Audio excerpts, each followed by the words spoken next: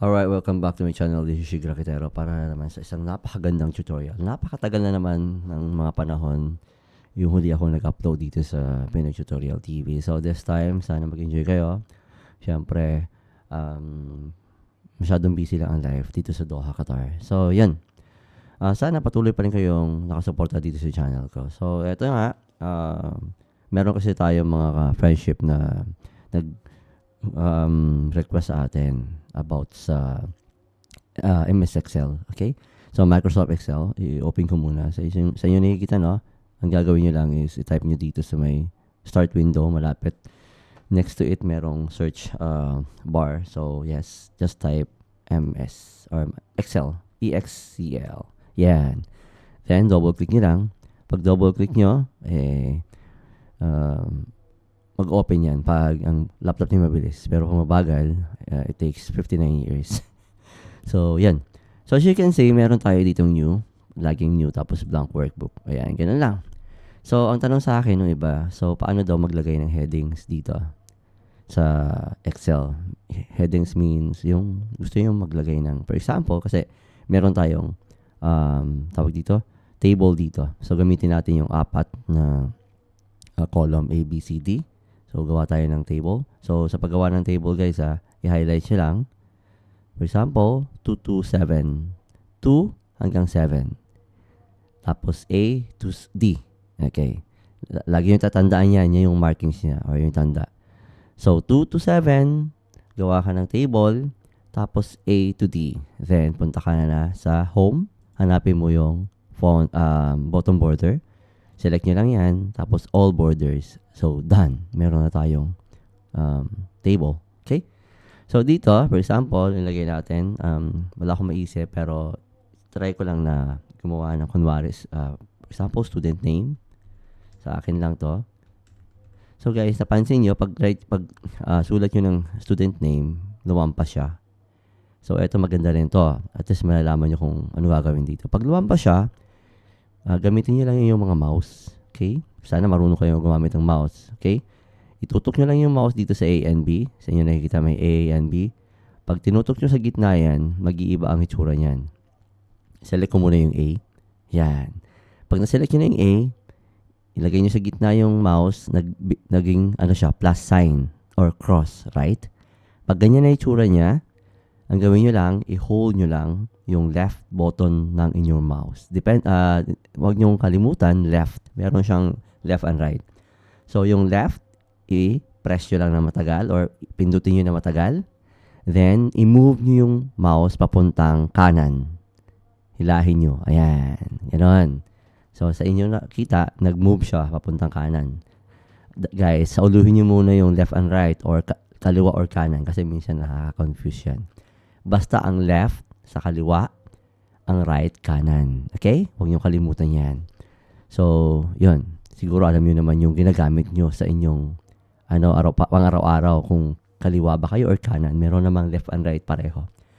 Kaya niyang gamitin left and right. So, this time, yun nga, left, then press and i-drag niyo papunta sa right. Okay? So, as you can see, meron na tayong space dito. Next, lagay ulit tayo dito, number. Okay? ID number, for example. ID number. Yan. Select ulit yung B. Select nyo lang yung column B. Point nyo yung mouse pointer sa gitna ng B and C. Pag nag-plus sign ulit siya, hold nyo ulit yung left na button ng inyong mouse at i-hold nyo habang minumove nyo papuntang right. Yan. Ganyan. Okay? Next, sulat ulit tayo. I-select nyo lang yung cell. Gamit yung inyong mga mouse, then type ulit tayo. So, merong student name, ID number, for example, address. Ayan, address. Okay? So, okay naman yung space, pero kung gusto nyo ulit dagdagan ng space, select nyo ulit yung C, point nyo ulit yung mouse pointer sa gitna, so, nag-plus sign na siya, hold nyo ulit yung left button ng inyong mga mouse, then, i-drag nyo, hilahin or drag, papunta sa right ulit. Yan. So, another space. Tapos, punta ka ulit sa D. 2.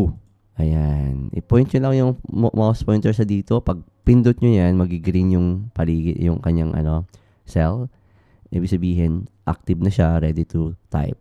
Then, or i-double click nyo para magkaroon ng cursor na nagbi-blink. Then, type ulit kayo. Meron na tayong student name, ID number, address, at, for example, ano pa ang pwede nating ilagay?